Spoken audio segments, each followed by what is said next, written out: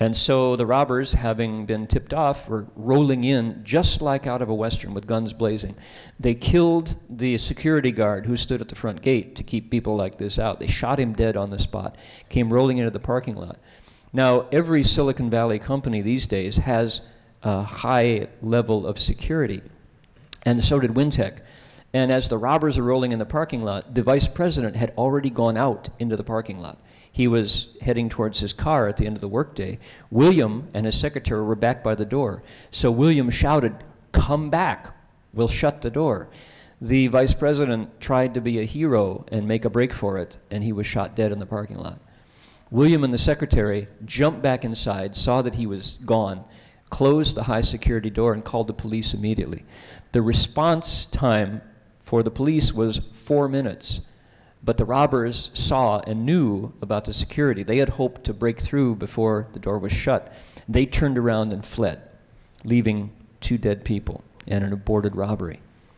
So this was big news, and not uncommon.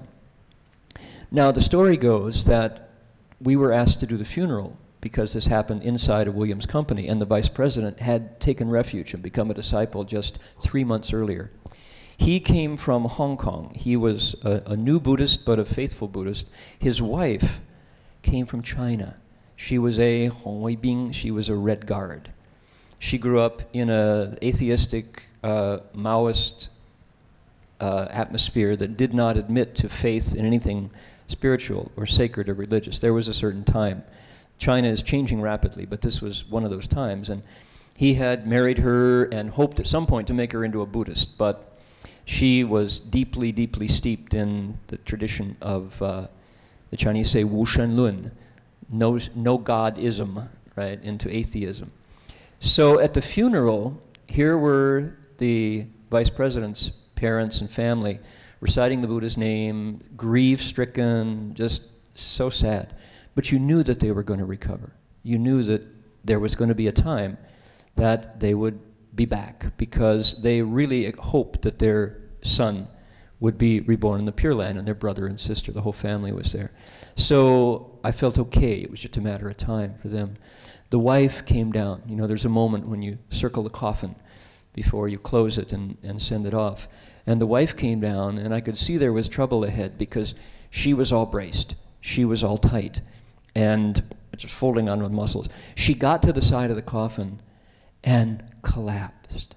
I'd never seen a person's bones turn to jelly before, but she collapsed on the floor, wah, just wailing. She was inconsolable. In her heart, there was no light whatsoever, because she had held all faith away with both hands to this point. And so when the time came that you need to make it through what's called Xingan, the root, the indriya, the faculty of faith, she didn't have it. The family had the faculty of faith, and for them it became the bala, the power, the strength of faith. Wu gan, xin gan bian, xin li. The root of faith became the strength of faith, and it was enough, it was sufficient. It carried them through the difficulty. The poor wife had no such faculty. She hadn't uncovered it. It's not that it wasn't there, she hadn't dug it up. She hadn't relied on it. As a result, she was bereft. She was completely distraught.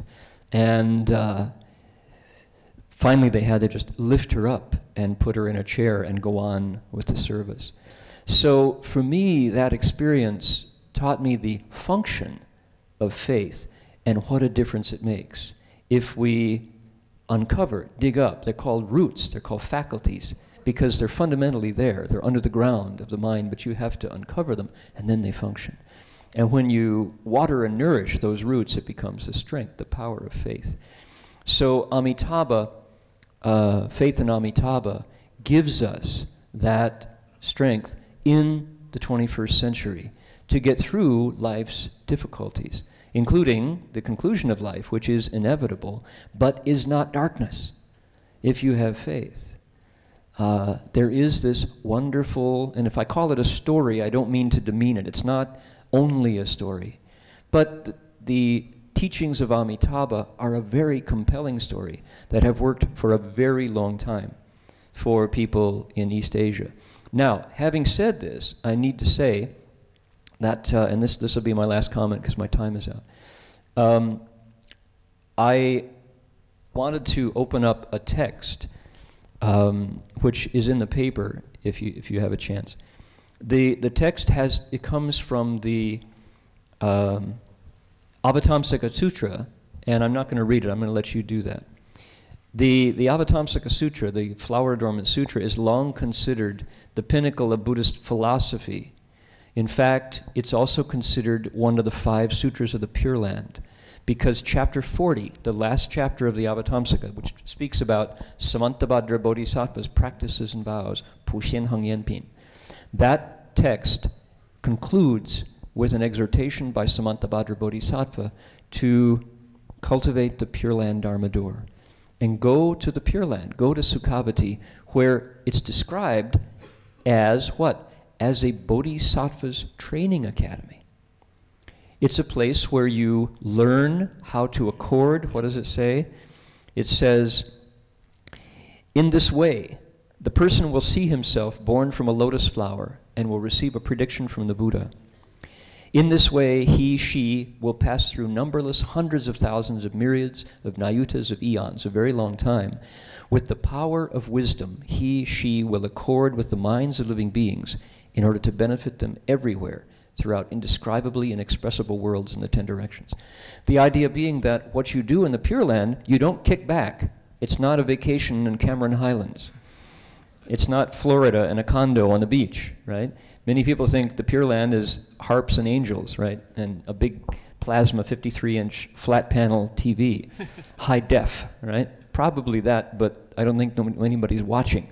What they're doing is they're using wisdom, learning how bodhisattvas accord with the minds of living beings, teaching the Dharma the way people can hear it, the way we like it, the things that make us happy and excited and inspired, to teach them the Dharma, to get them to bring forth the resolve for Bodhi and to benefit them everywhere in the 10 directions.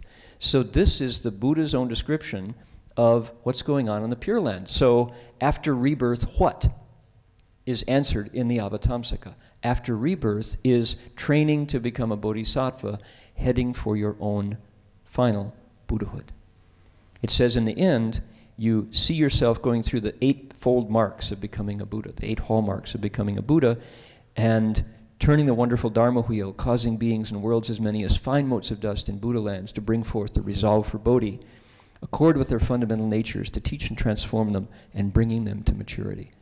This is what the Avatamsaka Sutra promises for the Pure Land. So, I should say that in the West, among non-immigrant Buddhists, there are enough Buddhists in the West, and I would include Australia in the West, although geographically it's not West. Pure Land practice is coming slowly, because I believe that history will repeat itself, which is to say it takes a while for that root of faith to grow. To say that most Westerners want to recite the name of Amitabha Buddha, not.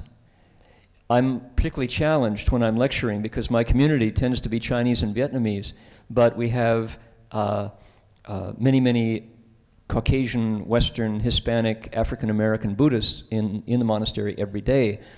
And I have to know the audience before I talk about the Pure Land. Because if I talk about the Pure Land to Westerners, they go, "We just got rid of God, don't give us another God." Come on. Nah, I came to meditate. Meditation is Buddhism, right? So we go, yes, yes. And if there's an Asian audience, 大家阿弥陀佛, 阿弥陀佛, right? So you have to know who you're talking to. It's really funny what a difference there can be.